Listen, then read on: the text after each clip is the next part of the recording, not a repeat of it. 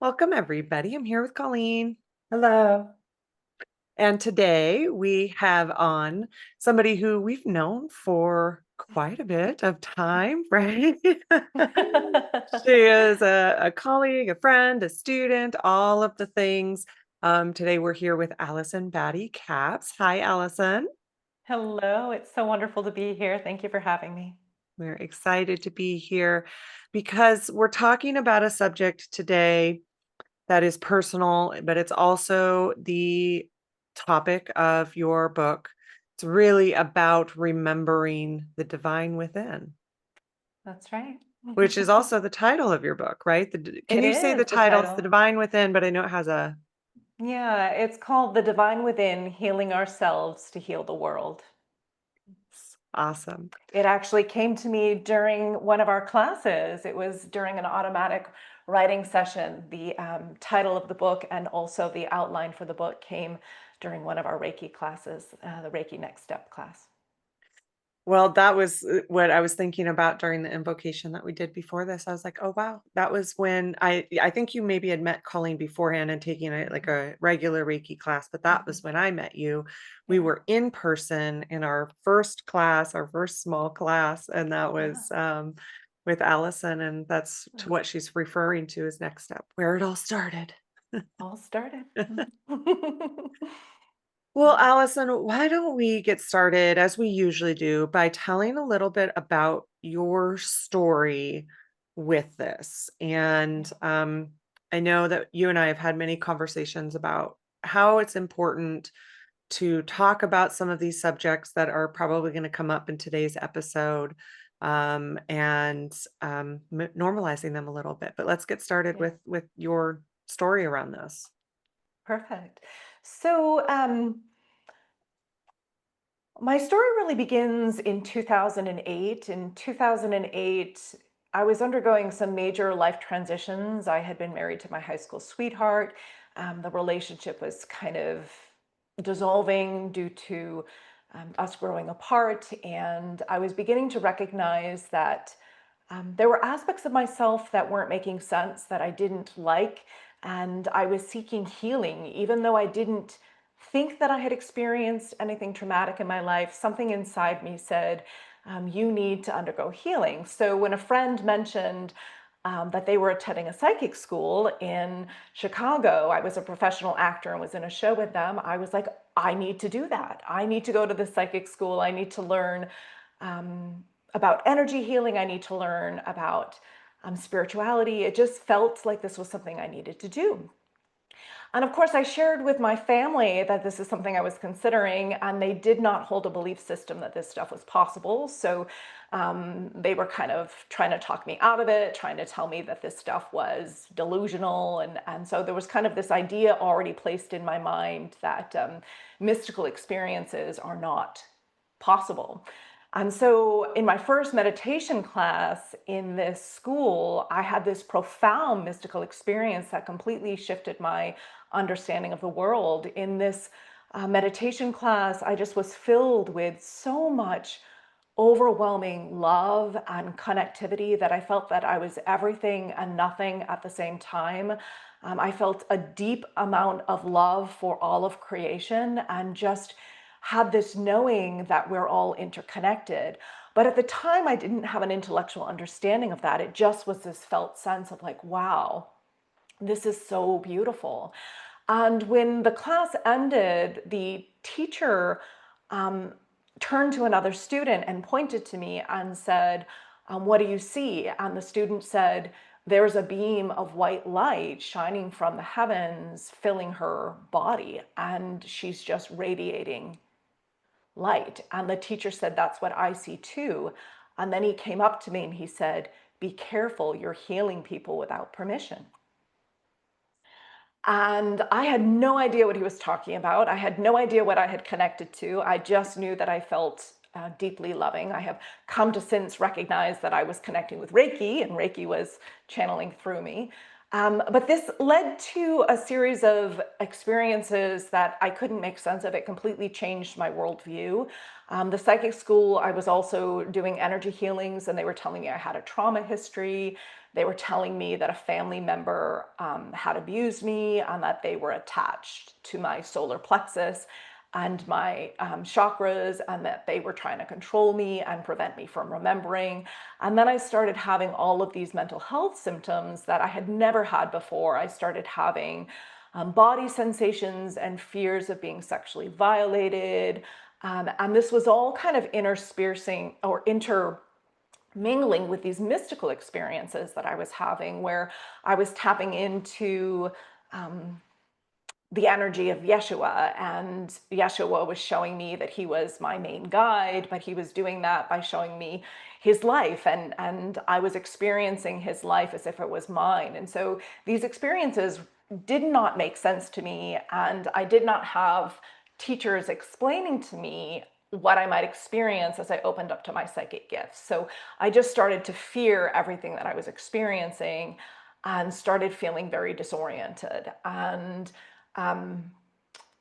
when I tried to attempt to share with people what I was experiencing, it was like I couldn't make sense of the experiences, so it just came out all jumbled. And my family started to get concerned, and they flew out and decided that I needed to go to the hospital. And I didn't know how to explain what I was experiencing. My family was telling me that they thought the school had given me LSD and that I was having a psychedelic trip, that I was hallucinating. And I really just started to fear these experiences. And of course, Western medicine said I was psychotic, and they gave me a diagnosis of schizophrenia. So this was really the initiation stage of what I call the hero's journey, which is when I began to awaken to truths that the mind doesn't always have the ability to make sense of, which are spiritual in nature, that we are spiritual beings, that we are interconnected, and that I had a trauma history that I needed to heal and integrate. But at the time, it didn't really make sense that that was what was clear, or that was what was happening. So I began the journey of being diagnosed with schizophrenia, and really needed to try to make sense of this experience. But of course, the doctors were telling me there was no meaning in these experiences, that psychic abilities aren't real, that these were delusions. And so I wasn't really given tools to unpack what I was experiencing. But something in me kept saying, that's not right, that's not right. And I kept having these mystical experiences where I was having visions of angels, and I was having visions of some of the ascended masters and gods and goddesses. And then I was having flashbacks of being sexually abused as a child. And it was all really discombobulated, because when I tried to say, this is what I'm experiencing, we don't talk about that stuff. It's not real. These are hallucinations. Even the trauma memories they were telling me were not real. And of course, my family was denying that I had a trauma history. And eventually, this led me to want to study shamanism and Reiki and spirituality and psychology. So I went on a journey of self-discovery, where I started studying neuroscience and psychology and depth psychology and all of these frameworks that are different belief systems than what I was raised with, and different belief systems than what the medical model said. And I started to see that, oh, these mystical experiences are things that people experience, and there are other ways to understand them, and there are other ways to work with them. And people who have a trauma history oftentimes have experiences like I'm having, when the memories were repressed and they begin to surface. And I sought out therapists and healers and teachers who enabled me to begin to unpack and develop the tools to understand my experiences. And the main tool that I use is mindfulness. And I use mindfulness to create a sense of separation from what I consider our core self, or our core consciousness, which I call the inner compass, which is the aspect of us that can never be harmed, that is wise and compassionate and loving, and is the observer of our human experience. And my thoughts, my emotions, my body sensations, and my beliefs are my human parts, or the ego, or the unconscious, or our roadblocks, but they're the aspects of myself that I needed to understand. And some of that included what I call the collective divine, which is the field where Reiki comes from, and the field where the myths and stories of all of our spiritual traditions and religions come from. And I just learned to unpack those experiences through these tools. And then I started working with clients, and I started bringing these tools to clients and having the approach and the belief system that we all experience this differently, that our brain tries to make sense of it based on our existing culture and belief systems. And for some people, that's through atheism or agnosticism, and it's a more scientific or psychological approach. And for others, it's more spiritual, and there's the belief that the spirit world is literally a spirit world. And so I started kind of the intersectionality of these two things, and found that that helped me decrease the intensity of the disorientation to the point where now I'm no longer disoriented by these experiences, and I can have discernment, and I can say, oh, I'm triggered and this is a trauma memory, and I can work with that part of myself to release what needs to be released. Or, oh, this is a message from my spirit team and they're wanting me to understand this spiritual concept, so I'm going to unpack and sit with that.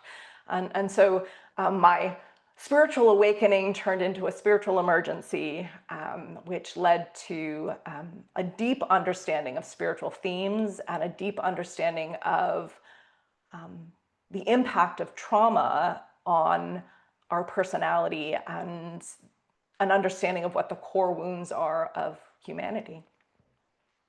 Well, and even how our brains work. And how our brains work, and how the experiences that we have in childhood, our natural tendencies are the traits of the divine, but if we have caregivers or peers that don't mirror those back to us, we learn to fear those traits within ourselves, and the brain literally does not develop neural pathways to those areas of the brain, for example, the frontal lobe. So when you have trauma experiences, the frontal lobe is not fully online, even though it's supposed to be fully online, and the parts of the brain responsible for fear and fight, flight, freeze are hyper alert. And so it really is interesting when we think about how our personalities form, to understand that our natural traits are our inner divinity, but if that isn't mirrored back to us, we forget that that's who we are because the neural pathways aren't there towards that trait. But when you practice mindfulness and you engage in self-discovery, you can reconnect to those aspects of yourself and strengthen those neural pathways. So. I also want to just add that, Allison, I want to make sure I'm getting your credentials right.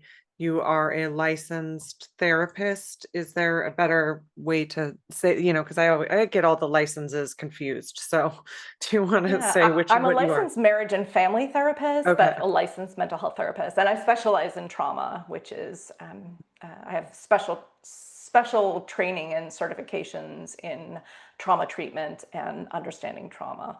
I'm also a yoga coach. I've undergone 800 hours of yoga therapy training, a Reiki master where I studied with you, and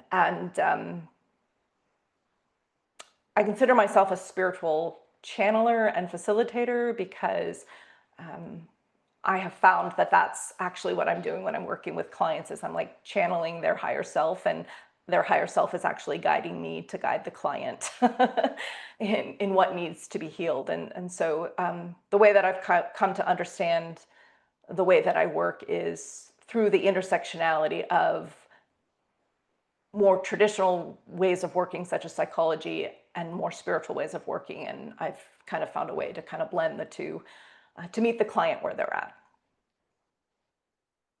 Colin, you're muted. You are in Spain, so are people able to receive sessions from you online, or are they in person only? That's a good question. I'm actually not seeing clients right now. My husband is taking some time off work. And so, in order for us to stay in Spain, we're applying for non-lucrative visas, which means that we can't work while we're in Spain. And so I'm actually creating a wait list right now for online sessions. And when I have enough interest, then I can apply to open a business in Spain. And so the plan is to develop a wait list so that I can begin seeing clients and see them online. In the meantime, I have developed an online course which will be available in November that is based on the book, where I read the book and I channel Reiki while I'm reading the book. And then, so people are getting healing sessions through watching the videos. And then I have every meditation and exercise from the book included, with some additional exercises, including a Reiki attunement. And so that's the way that I'm trying to work with clients in a way that allows me to have passive income while I'm technically not supposed to be working in Spain. Okay. Well, then tell us about the details of your book or the content of your book, because then I'm assuming that's also where people can find the relevance in their story with your story. Yeah, so the book is based on the concept of the hero's journey. And the way that I've kind of structured the book is a process of awakening. So it's to guide the reader through the process of spiritual awakening and self-discovery, to understand spiritual themes, or even if they're not spiritual in nature, like the book is geared towards seekers, but it's also geared towards individuals who are not believing in the spirit world. And so it offers this dichotomy of science and spirituality and the intersectionality of it. So the first section of the book is kind of the initiation stage, where you heed the call and you learn about the concept of the inner compass, which is the aspect of ourself that is the healing aspect of ourself, and then our roadblocks and the collective divine. And I explore that through the lens of several spiritual traditions and world religions, psychology, and neuroscience, so that folks can kind of see that there's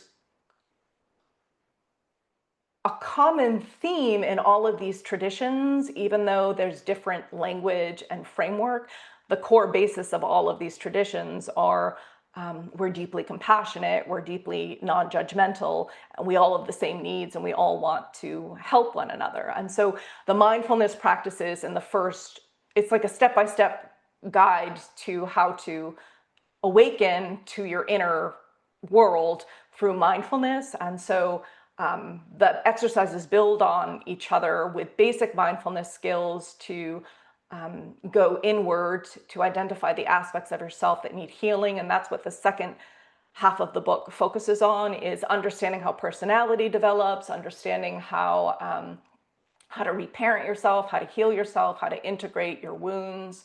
And then the third stage of the book is for the seekers out there that want to develop a personal relationship with the collective divine or Reiki. And so it's exercises designed to help you connect to the spirit world, how to shield and clear energy. And yeah, it's meant to be a guide of self-discovery and healing. So for people, I think that this is actually a fairly common question that I get as a practitioner, is how often do you think diagnoses of psychosis or schizophrenia are also people who are able to see between the veils? And Yeah. how does that work? And they can also coexist. You can actually have schizophrenia and see through the veils, and they are part of who you are.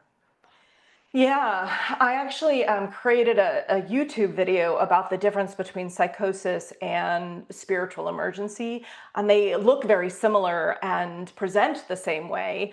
And I actually have a theory that schizophrenia is somebody who is tapping into the collective unconscious or the collective world, but they have trauma from their lives that makes their sense of self fragmented, so they don't have the ability to discern and separate, and they just experience everything as truth, and there's no ability to self-reflect or separate or question their reality. And so they just believe everything they're experiencing. And so from a psychological perspective, I don't think there is a difference. You know, unhealed state of mind is essentially when you identify with your thoughts, emotions, and beliefs as absolute truth. And the inner compass, or the aspect of ourself that is healed, which we all possess, even individuals with schizophrenia or multiple personality do possess an inner compass. That is the aspect of us that can observe what's happening internally with a sense of separation and say, huh, this is going on, but what does it mean? And what is the underlying need and truth behind it? And is this even something related to me, or could this be something else? So in my book, I explore internal family systems theory, which was created by Richard Schwartz. And Richard Schwartz talks about this idea that we have an internal family of parts that are separate from the core self, which he calls self-energy, and I call the inner compass. And he too has seen with clients, including clients that have personality disorders or schizophrenia, that their core self doesn't experience the symptoms of the diagnosis, and that the symptoms of the diagnosis are just parts of ourself that hold burdens that are either from our family, or they're from our childhood, or they're from the collective. Like sometimes it is literally energy that is floating in the collective that we've been taught through our religion or our culture or our government, and their identities or belief systems that we've just sort of identified with. And we've taken it on. And the way that I understand what we are is that our main consciousness is egoless. It doesn't really have an identity. It just is presence, you know, and I'm not the only teacher to understand that way. That's what Eckhart Tolle teaches. That's what Tara Brach teaches. That's what many of the spiritual teachers teach. But that we also have our humanness, which are parts of ourself that are often children parts that have fragmented from us because of the experiences that we've had, either in this lifetime or in some cases past lives. Like I've worked with clients that don't have a belief system in past lives, but when we've started to get to know a part, the part has said, I'm not from this life. I'm actually from, you know, the Middle Ages. And I experienced this one, you know, and the way that I approach the work is it doesn't matter what you believe. What matters is whether or not you find it helpful to reparent yourself in this way. And if you find it helpful to imagine these conversations and to connect to something that feels loving, then that's great. That's what matters. And so for me, it matters less what people believe. It matters more what they experience when they try these tools. Which is why I've tried to approach the book in a way that is accepting of all belief systems. And I even argue in the book that spiritual traditions and healing modalities and self-help books become what they are because one person has a mystical experience connecting to something that they try to make sense of, and then they try to teach other people how to have the same experience. And so I'm essentially doing the same thing. I've had a mystical experience, I've had trauma surface, I've had mental health issues, and I've learned to overcome that. And so now I'm offering a pathway based on my experience that others could try experimenting with. But I argue that ultimately you're gonna know what's best for you based on what works when you try it. And if it resonates, great, keep using it. And if it doesn't resonate, adapt it or find something else that does. Allison, I want to cover a topic around this topic that you maybe even kind of segued into right there, about when we're talking about these levels of diagnoses. First of all, medication and how that can be a lifesaver for some people, or people who are very severely affected by, either if it's for themselves or maybe a family member that has had has had, let's say, we're going to use the example of severe schizophrenia that has then, you know, had their life, maybe affected into homelessness or something like that. So can you talk a little bit about that aspect and, how this work also works with the idea that medication is still important, things like that, to keep that brain and that body stabilized, and that, because being a therapist, I'm sure that you, um, have experience with that. Yeah, the way that I understand it from my own experience when I was psychotic, which I do think I met criteria for psychosis, even though I have come to understand and unpack those experiences as PTSD, flashbacks, and spiritual experiences. The way they presented were psychosis because I was ungrounded. I didn't know how to be in my body, and I was dissociated, and I was identifying with everything. So if you have someone in your life who is experiencing, or you are experiencing, really strong belief systems or really strong emotions or really strong thoughts, it is an indication that a part is blended with you, and sometimes medication can help those parts unblend. So for some people, medication can be a lifesaver to open the door to doing the healing work, because they can't do the healing work while the chaos is happening or when the parts are blended. So for me, the medication slowed my brain down enough that the overwhelm of what I was experiencing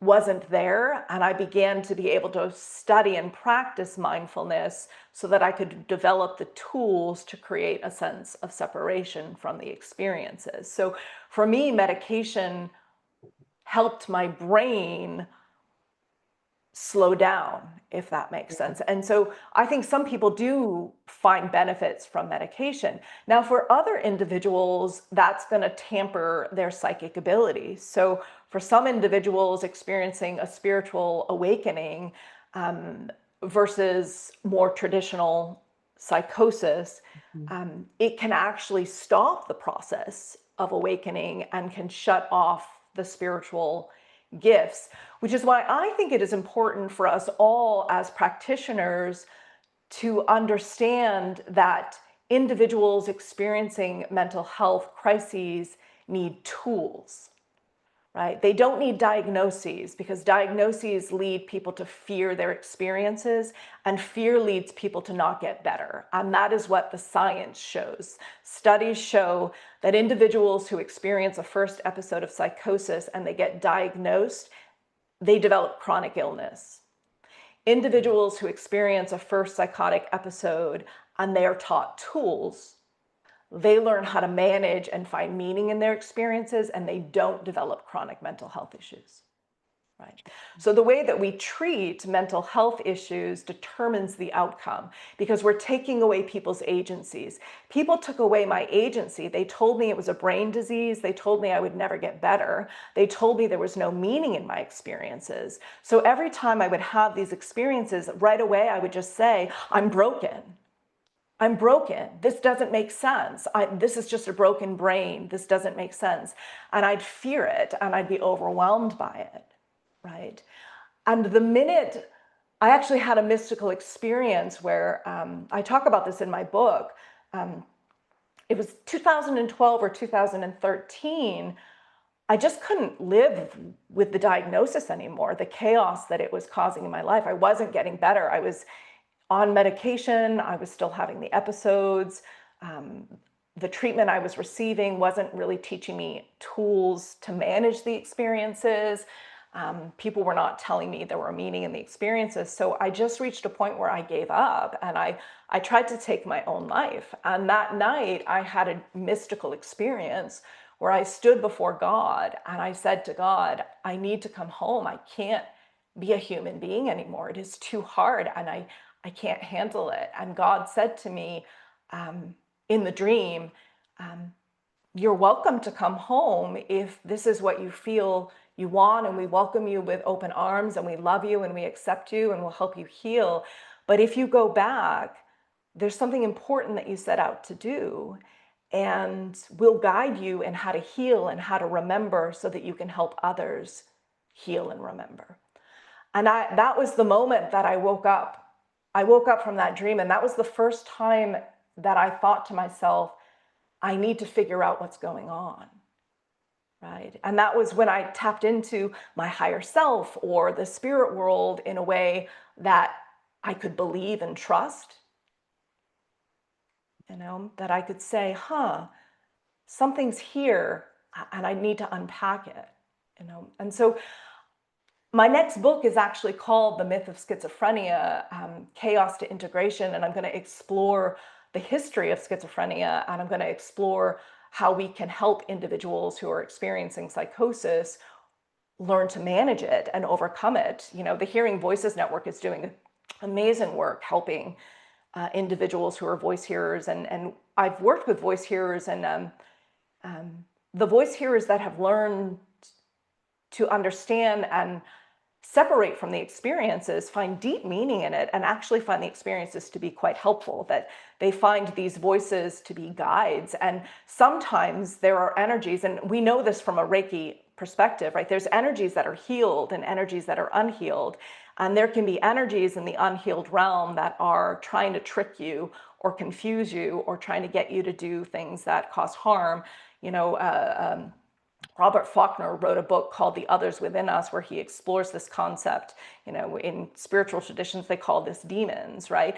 And so from a psychosis perspective, the voices that are telling you to cause harm are unhealed energies trying to confuse you. Those are not actually parts of yourself, right? And so, I think it's really important for us to understand that there's more to the human experience than we think, right?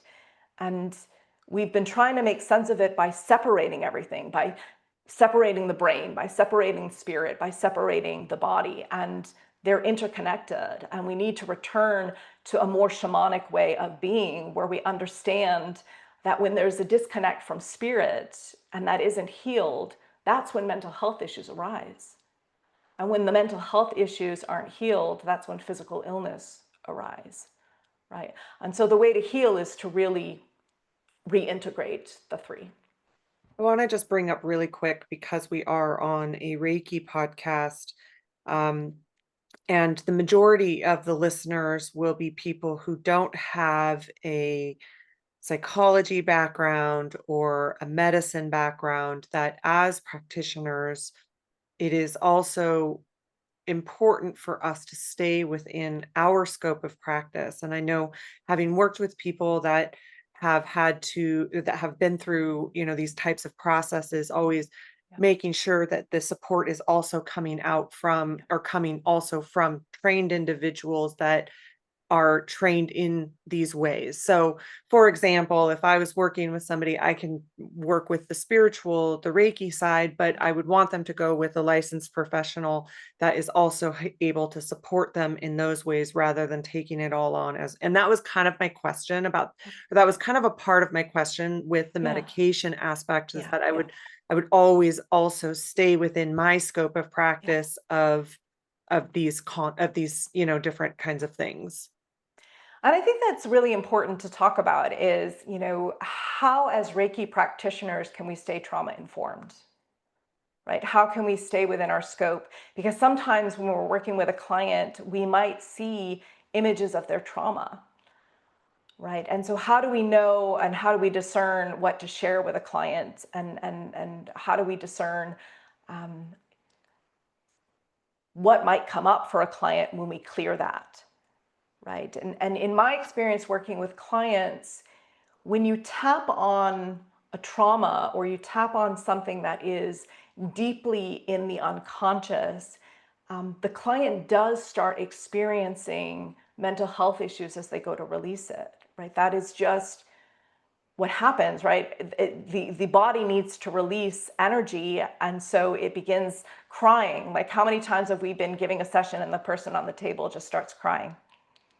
right? I And would that's say the I would say emotional releasing. emotional releases, maybe from your perspective, it's mental health issues, but I would say emotional releases. And probably your scope of practice is going to be different Yeah, than mine, you know, as far as like absolutely. who I see and who's called to me as a practitioner in Absolutely. that's going to be different for you because Absolutely. of your training. Absolutely. And there's probably some difference in who seeks just energy work versus Yeah. who seeks more what I work. And the individuals who are seeking purely energy work probably have already done a lot of their own trauma history and or like assess for that, or they don't have a trauma history and there's more, you know. But like in my case, I didn't think I had a trauma history, Mhm. right? In fact, I thought I had had a normal, healthy life. And I had never experienced mental health symptoms at all prior to the age of 38. And then just by them sharing with me that they were seeing a trauma history and them clearing the energy, that surfaced all of my trauma, right?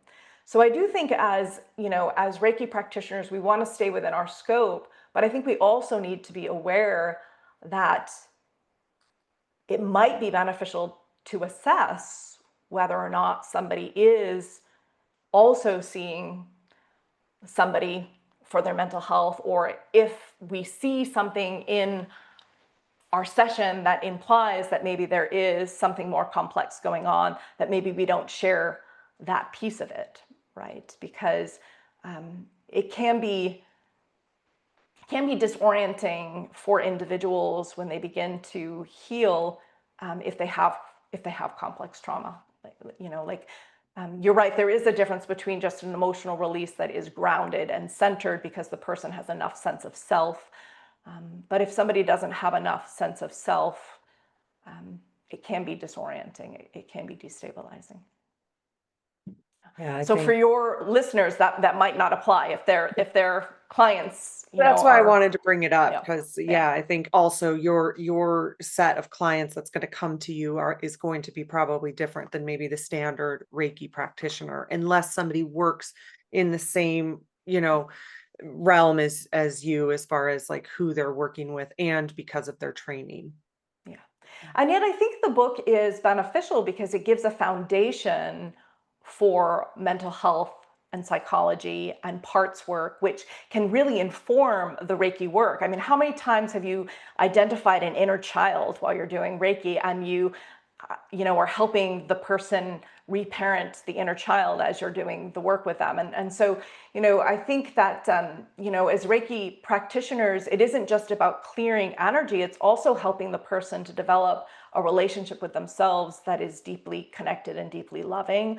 And I think sometimes having a basic understanding of, from a psychological perspective, what's happening in the brain and what's happening in the personality can strengthen the energy work that we're doing. And ultimately, when I'm working with clients, I'm doing energy work. Like I'm guiding my clients to use Reiki to heal themselves, and I'm teaching them how to get to know their inner children and how to reparent their inner children. And there's that interconnectivity that is, my clients say, is really profound and really has shifted their understanding of themselves and deepened their understanding of themselves, which I think is the goal of all Reiki practitioners, right? It's to help clients feel more wholeness and to feel more ease and peace and love within themselves, you know, and to help them to connect to what I call the inner compass. so. As a practitioner and going back to the scope of practice, I think it would be there's two things I want to mention for the listeners. Number one, you are never required to share something that is not within your skill set or you are uncomfortable sharing, or there's the inner voice saying, no, don't share this. So even if you feel like you get a strong sense of something with someone that's outside of the scope of your practice, you never have to share. Or even if you're just uncomfortable and it is in the scope of your practice, or if you are going to scare the client, I think using a heavy level of discernment in what you share, and if, to be honest, I've even talked to Reiki itself to tell it, don't show me the things that are outside of my skill set, other than to perhaps sense a need for a referral or that question of, are you also seeing a mental health practitioner that does have those tools? Because, the Reiki, of course, is the energetic, and then, people still need the tools Yeah. to work with. The other question that I have is, you've talked about the reparenting several times. Can you explain what that means? Yeah. So reparenting means that, so I'm going to back up even more. So many of us have unconscious belief systems such as I'm unlovable, or I'm unworthy, or I'm not good enough, or I'm bad. And those are our inner children. And that can look like people pleasing behavior, or it can look like emotional overwhelm, or working all the time. And so when we notice these patterns in ourselves, it's an indication that there's a part of ourself that needs help seeing their inner worth. And so reparenting is essentially connecting with that part of yourself that holds that core belief system that is not helpful to you. And it's giving it all the things that it didn't get in childhood or in young adulthood, and it's being compassionate, it's being loving, it's witnessing the part. And in Reiki, this would look like when you identify a thought form that isn't helpful and you're clearing the thought form, that belongs to a part. And so when I work with a client, I help them when they identify the thought form that's unhelpful. Rather than just have Reiki clear the thought form, I ask Reiki to reveal the part that's holding the thought form.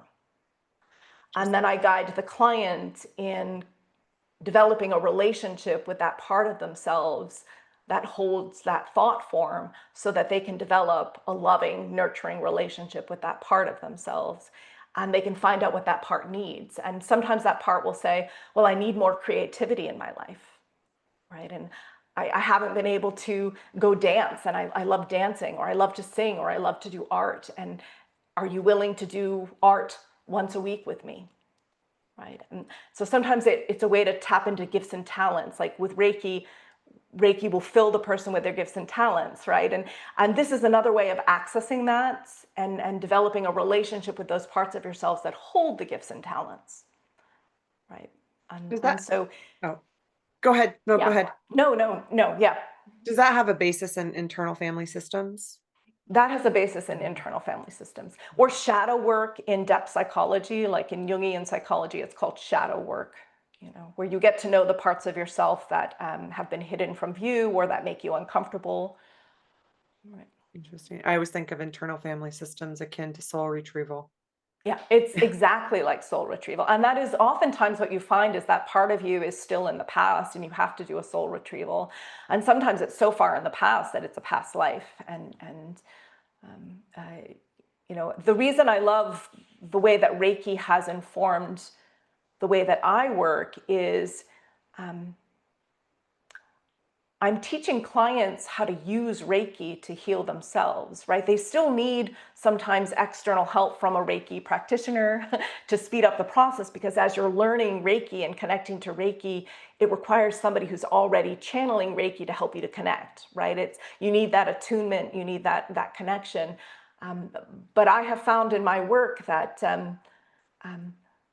it happens really quickly when I'm helping clients connect inward, versus when I was just clearing energy in session. Sometimes clients would come back and they'd have the same issue that they had come into before. And the burden had come back because they hadn't developed a relationship with the part that held the burden. And so even though the part had released the burden with Reiki in the prior session, the part had said, yeah, but you ignored me. So I took the burden back because the problem is still that you're disconnected from me and you're not giving me what I need, which is that love and affection. Essentially, the behavior patterns didn't change, right? So the habitual way of engaging in the world didn't shift, even though the energy shifted. And so the energy came back, and then you took on the burden again because you went back to the same pattern of behavior that you were engaging in prior, which is, I don't know, I think everybody needs something different, and some people have done enough of their healing work, or their wounds are not severe enough that they can just do energy work, and that leads to the self-awareness to change the behavior. And other people, they just need a little bit more support, and having the integration helps. How do you find family history? You were talking about internal family systems. Does that include family history? Because I do have Yeah. quite a family history of mental health that I haven't personally experienced, other than I'm very ADD, but I don't think of that in the same category. But I had an aunt that was diagnosed with schizophrenia and pretty much institutionalized Yeah. most of her life. My great grandmother, her sister, my mother, bipolar.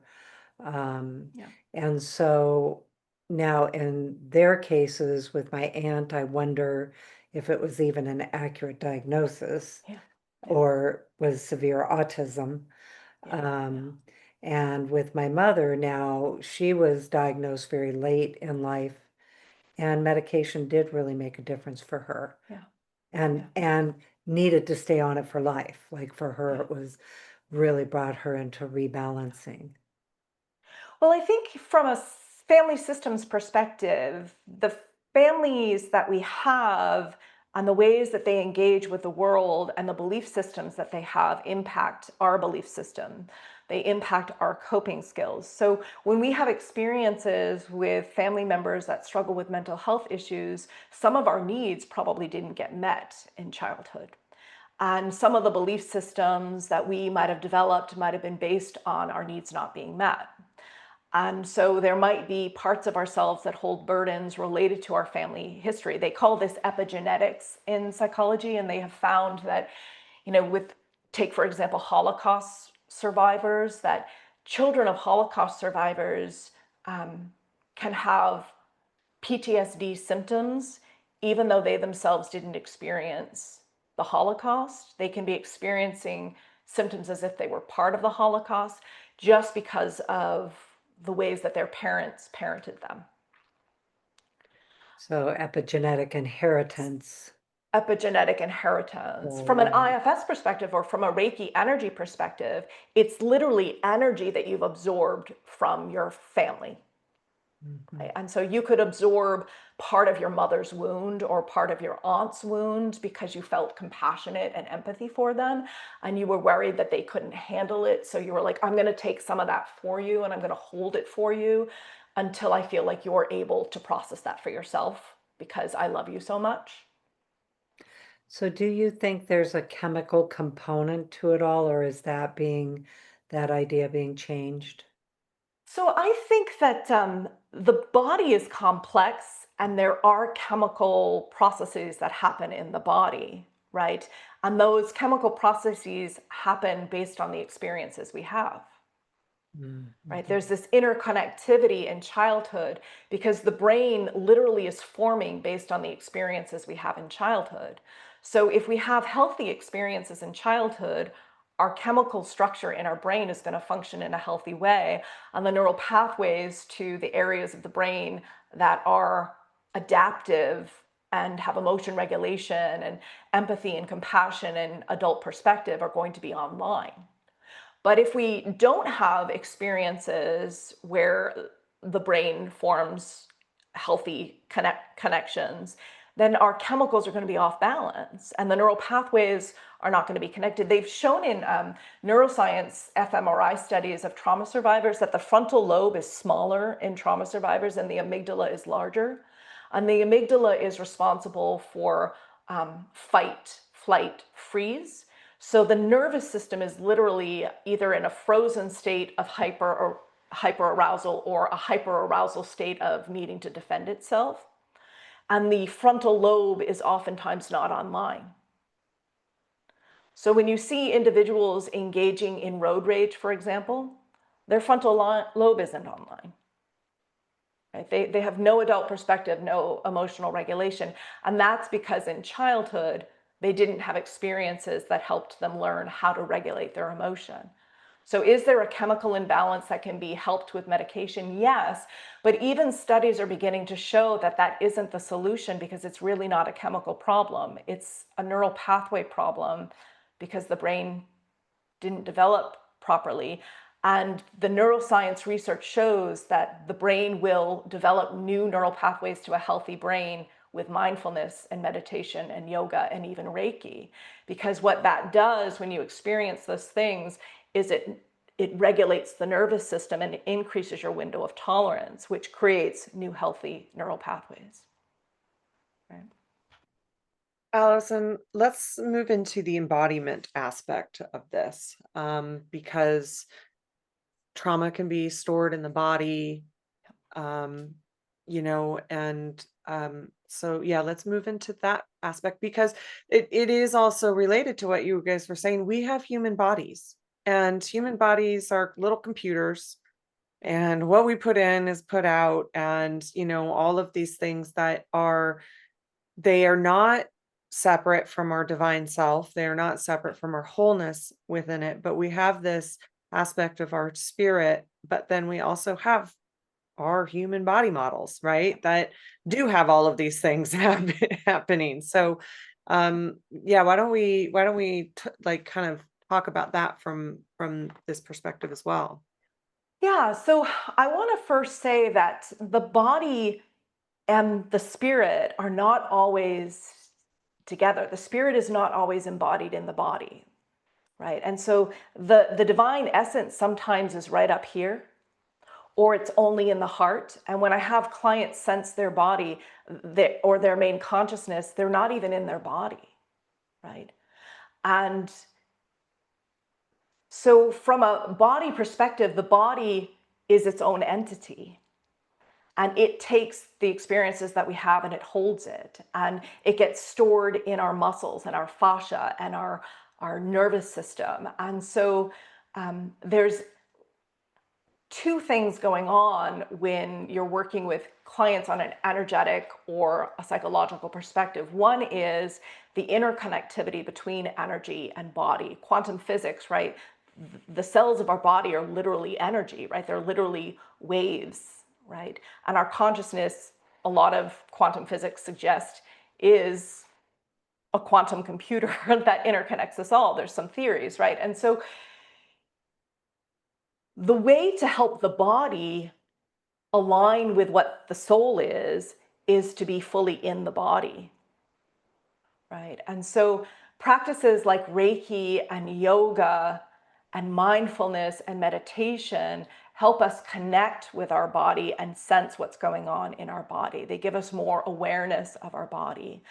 And when we're in our body and we begin having awareness of what the body is experiencing, then we can shift it, right? Like if we notice that our breath is short and shallow, right, then we know we're in a hyper alert state and we're stressed. And we know from neuroscience that the way to regulate the body is to regulate the breath. And we know Reiki can help calm the body, which will help regulate the breath, which is why so many people feel so good after a Reiki session, is because it's essentially helping you get back in your body, right? Because Reiki practitioners are manipulating the energy and pulling clients back into their body, right? Or they're clearing energy from the fascia that is stored in the muscles, right? Yoga does the same thing as Reiki. It helps to move the energy through the body, right? And so there's lots of different ways to approach the work, but in my work with clients, it's just been really interesting because I have found that most of my clients aren't actually in their body, if that makes sense. And they have found that when they come into their body, all of a sudden their body feels calm and open and expansive. In another term, would you call that disassociation? It is essentially a form of disassociation. Yeah. I talk a little bit about that in my book is, people can feel numb or they can feel anxious or they can feel disconnected. And those are usually signs that your soul isn't in your body. It's somewhere nearby because it's partially controlling the body, but it also means that your parts are in charge. They're in the driver's seat. So parts are part of your soul. The way that I understand it is like God or source or the beginning, and then everything else is a fractal from that. And our main consciousness that is currently identifying as Robin is Robin, and then you've got parts that are under you that you take care of, but they can sometimes take care of you, just like God or your higher self or your spirit team are taking care of you, right? And so it's like this interconnected family. And so the easiest way to engage in the world in a healed state is to develop a relationship with your inner family and to be fully embodied, and lots of ways to do that, whether it's through Reiki or psychology or yoga or, yeah. So where are you now with all of it and like your experience with the outside world? So, navigating through everything and where you are today with it. Yeah, so I've noticed a big shift in myself in the last 2 years. I haven't had an episode that has been disorienting for 2 years. So I've been symptom free for 2 years. And that really happened because I finally accepted that I had a trauma history and cut off contact with the individual in my life that I had the memories of. And then I also accepted that these experiences that I've been having are spiritual in nature. I finally said, these were mystical experiences that I was confused about and I identified with. And so when I began accepting that I was channeling Reiki, when I began understanding that I was channeling the Ascended Masters, when I began accepting that everybody experiences this differently, whether it be through a spiritual lens or an atheist lens or a scientific lens, that they have to come to their own understanding of their own psyche and accept it. By accepting myself as I was and saying I wasn't broken, it was like something shifted in me that allowed me to engage in the world with a little bit more authenticity. And so I don't get triggered anymore by things that happen in the external world. I used to find one of the things that I've discovered is I'm really empathic. And part of what was happening to me during these experiences is energies in the collective were just merging with me because I had no boundaries, because I had been sexually violated and I had learned that boundaries weren't safe. So because of my childhood trauma, I never learned boundaries from a physical way or an emotional way or even a spiritual way. And so I would just absorb energies around me. And working with Reiki teachers and shamanic teachers to discern how to tell if you've got energy attached to you that isn't yours was a life changer for me. Because I find that a lot of times when I'm having a thought that is distressing, it isn't even a part of me. It's something that I've tapped into in the collective. Like it's a wound related to the collective, or it's something going on in another part of the world, or it's a theme from a myth. And when I can have that sense of separation, I can be like, how does that relate to me? Like, how does that relate to my own woundings, and what inside of me needs to be released that it's attaching to that in the collective and allowing that into my space? And so I do a lot of energy clearing now and a lot of discernment work when I notice a thought arise.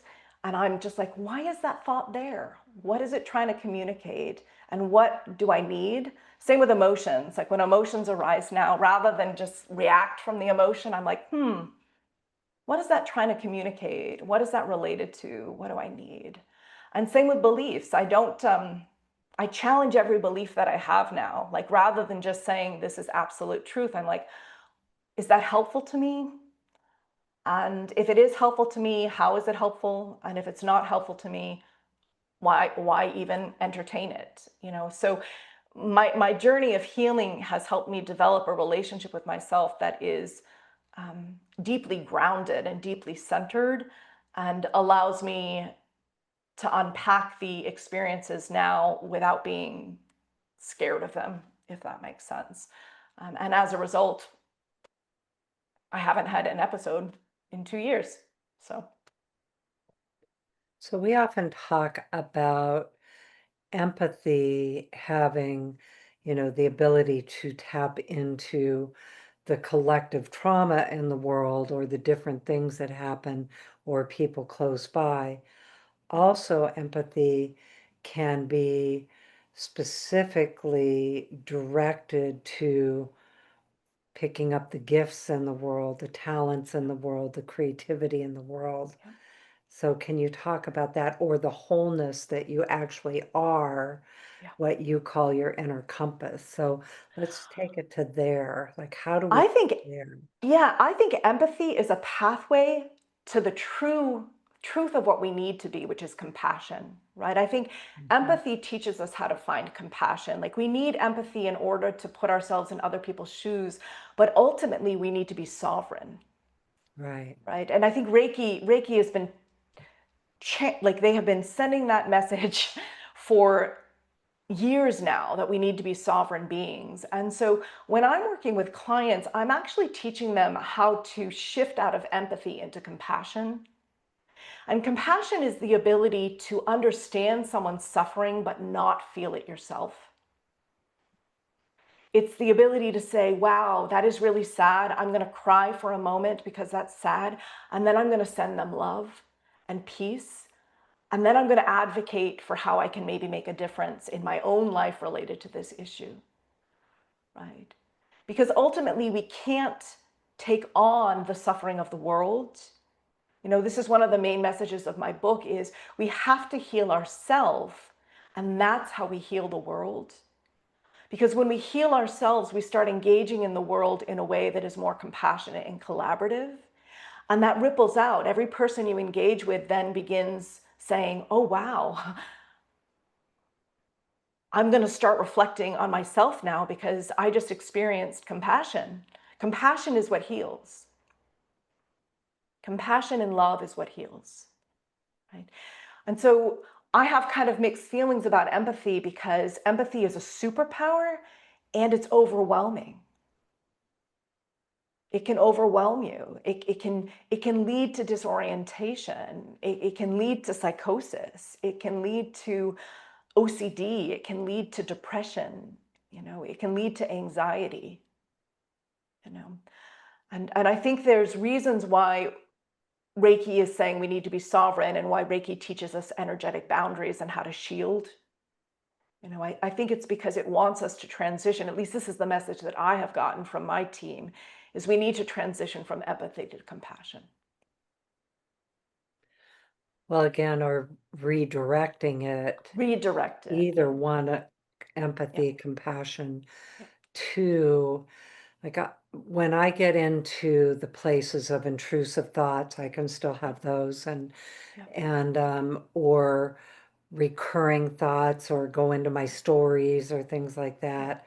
A lot of times I do identify it, that I have tapped into a collective empathy, and Yeah. what I'm actually, even though I've personalized it, it actually is Yeah. generated from an Yeah. external source Yeah. that Yeah. I've walked into or tapped into.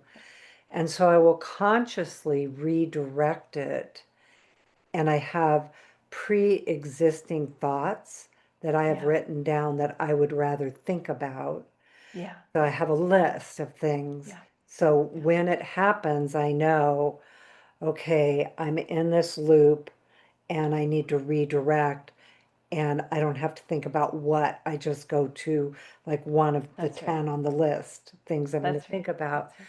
That's right. and then intentionally move my empathy into those higher frequencies of those thought forms, of That's that right. creativity, but also, like you say, from a sovereign point of view. That's right. I'm That's not right. taking on the gifts either. I That's right. am actually still in my sovereignty, but That's right. I feel like I can tap into some of the collective genius that's there, Yeah. or Yeah. innovations that are happening That's right. too. That's right. Yeah, it's like different dimensions, right? There's like different dimensions, and we can heal anything in any dimension, even if it isn't ours. Like, this is one of the things that I've discovered in my work with clients is that when that intrusive energy comes in, if you say to that energy, you are also light if you look inside yourself, and you ask it to look inside itself, it will see that it's a spark of light. And then you can say, do you want to be healed? And if you do, you can ask Reiki or Archangel Michael or your spirit team to remove it and bring it to the light, and it will heal it. And so I have found that one of the ways we can heal the collective here on earth is by being conscious with our empathy when we find that we're attaching to energy that isn't ours. We can help heal the collective by respecting free will, but saying to the energy, would you like to return to your healed state? Because Mm, you can, that's an option.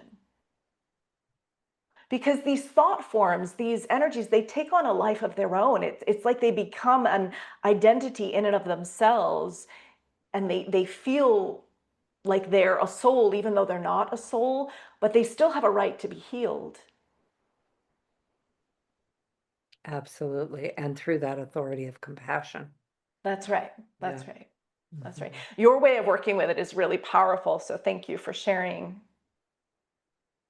that way of how you transition from the lower dimensions to the higher dimensions. So powerful.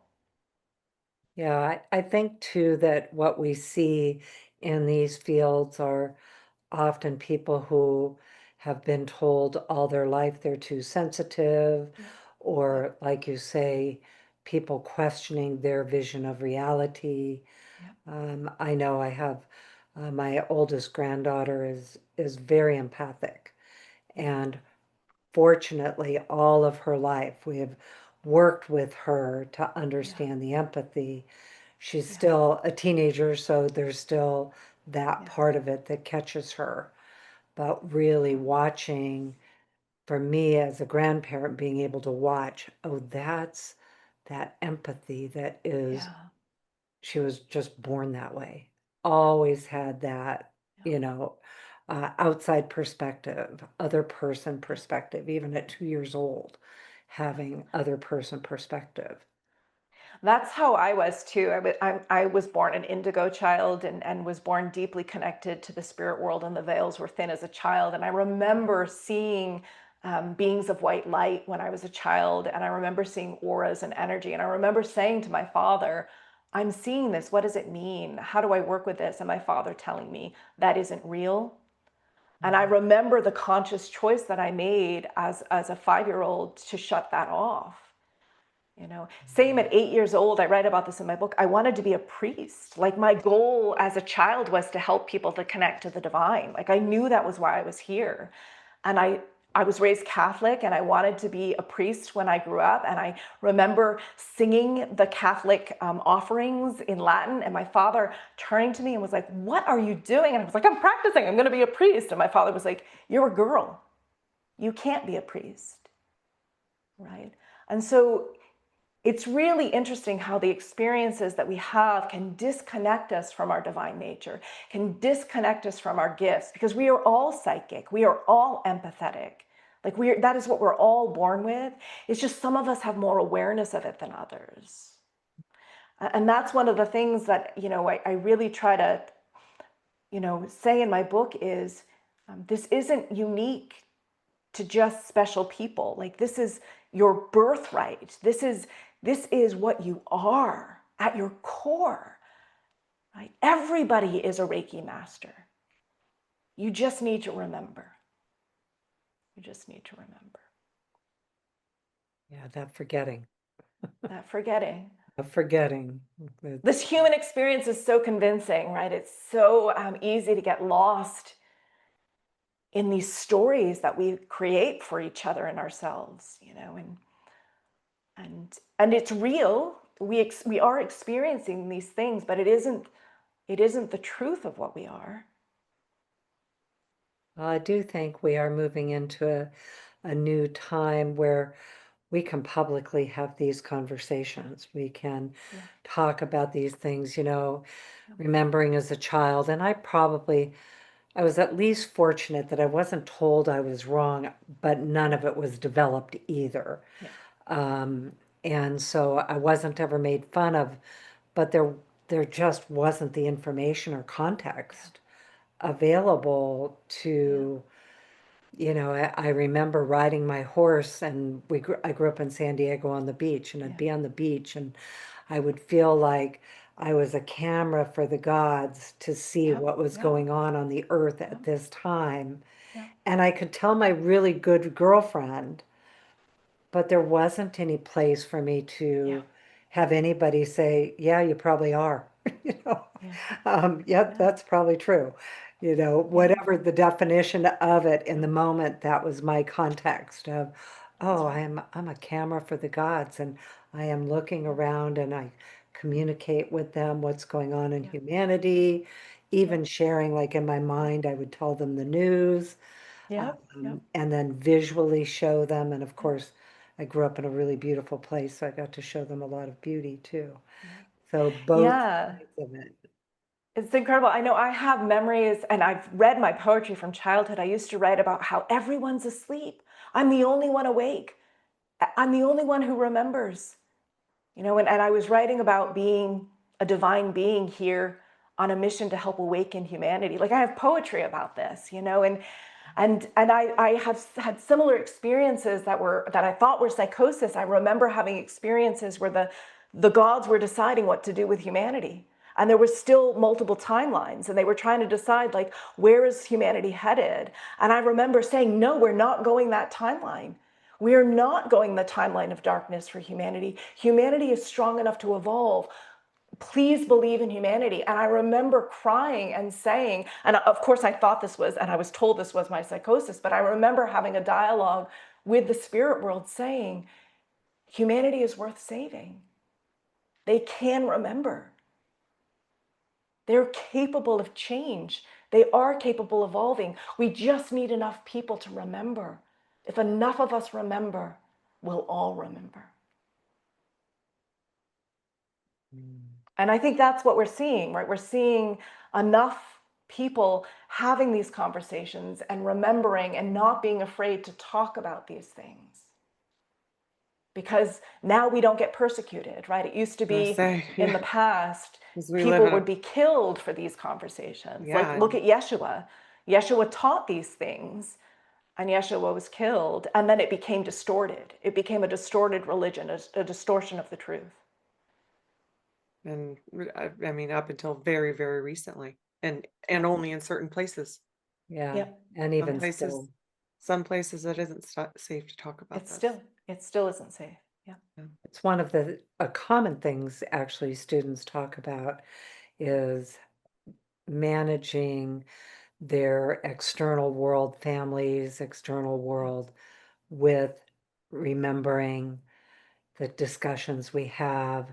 And of course, at this point, most of the people that I'm close to are aware of, they're not aware of my full perspective, that's for sure.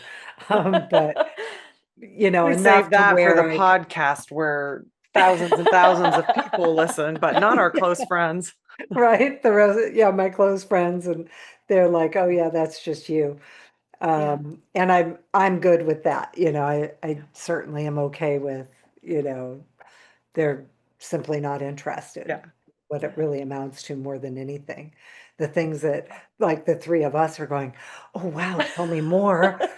Like, what'd they say? I think that's one of the things that I love about the way that I have prefaced the material in the book is it holds space for both a spiritual belief and an agnostic belief, right? You don't have to believe that this is literally true. What matters is, can you remember that you're a compassionate human being here to collaborate with others in ensuring that we all thrive? Because really, that's what it means to be a divine human being, right? If you don't want to have a relationship with the spirit world, don't have a relationship with the spirit world. But do you want to be at peace and at ease? And do you want there to be peace and ease on the planet? Right? And that's what I think the truth is of what we are, right? Would I love it if everybody talked to their spirit guides and remembered what I have come to understand? Absolutely, because I find it to be so beautiful and so meaningful. And yet my husband doesn't have that belief system at all. And he's currently going through a spiritual awakening as an agnostic, as an atheist.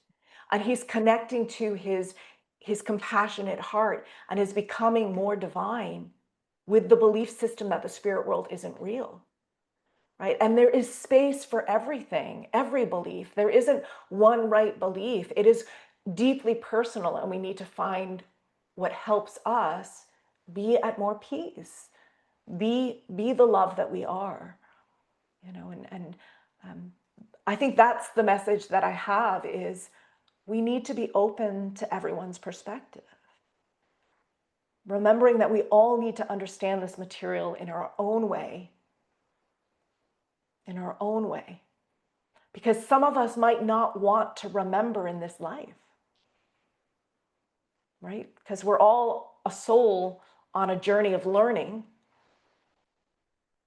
I have a family member that, you know, he will talk to me about all of this, and, you know, he kind of humors me and is interested, but also like, and he said one time, I just have absolutely not one part of me that is interested in spirituality.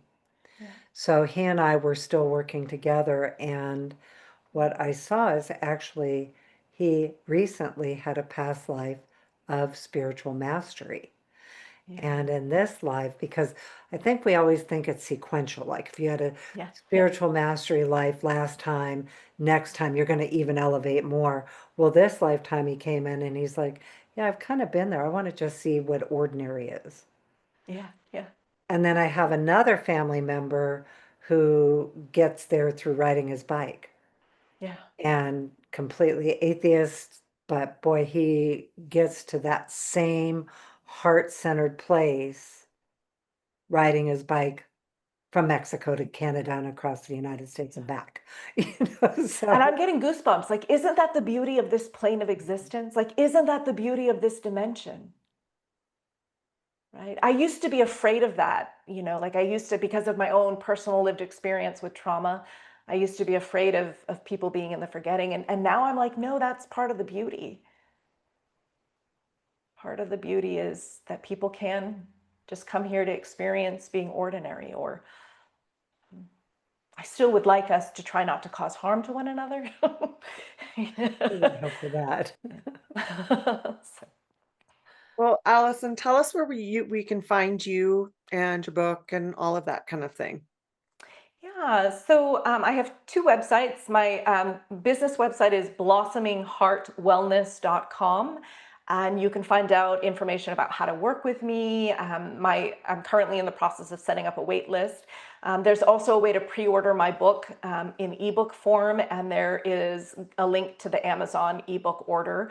It will be available on Amazon. It's currently available on Amazon in the ebook form, but will be available in print form in the next week or two. I'm offering some bonuses that if you sign up for my newsletter, you get the introduction to my book for free, and you get entered in a drawing that will happen on November 4th when my book is released, to have a free session with me.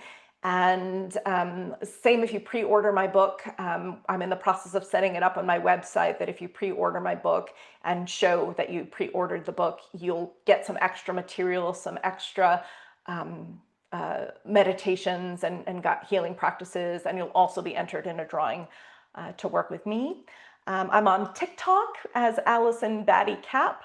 I'm on Instagram as Allison Batty-Capps, and on Facebook as Allison Batty-Capps. I'm on LinkedIn as Allison Batty-Capps.